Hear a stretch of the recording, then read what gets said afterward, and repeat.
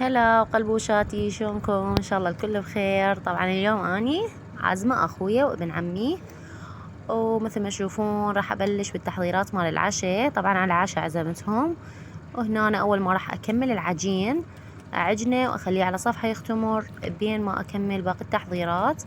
طبعا عجنت كلش قليل على قد العشاء. عندنا خبز بس حبيت حار ويا الاكل. طبعا راح اسوي كباب، حضرت هذا الكرفس وهذا البصل وعندي هذا اللحم، وهاي محضرة الطعام. وراح ابدي اثرم البصل مثل ما تشوفون، قطعته وخليته بهاي الطريقة هو والكرفس، وراح ابدي اهرسه بشكل ناعم كلش حتى اخليه على الكباب، على اللحم العفو، واخلطه. طبعا مثل ما شفتوا لازم نعصره ونخر المي مالته حتى ما يوقع عندنا الكباب بالشوي.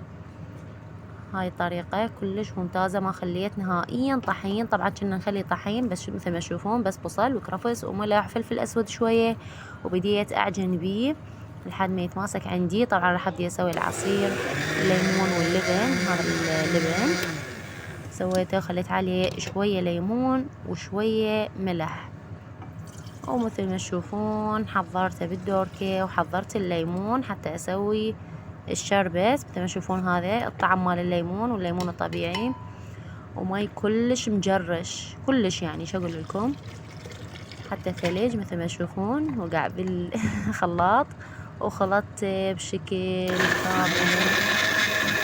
وهم اديره بالدوركة واوديه بالمجمدة طبعا على مود يبقى مجرش.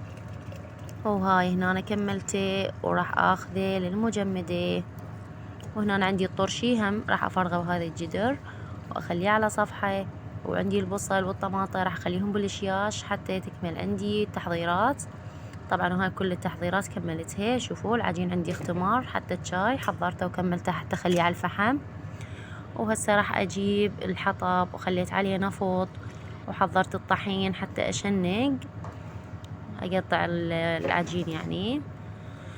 وهاي بلشت اقطع بالعجين حتى ابدي اخبز. طبعا صار كل العجين صار 9 قرص تقريبا، او مثل ما ذكرت لكم اني عندي خبز بس حبيت حار ويا الاكل.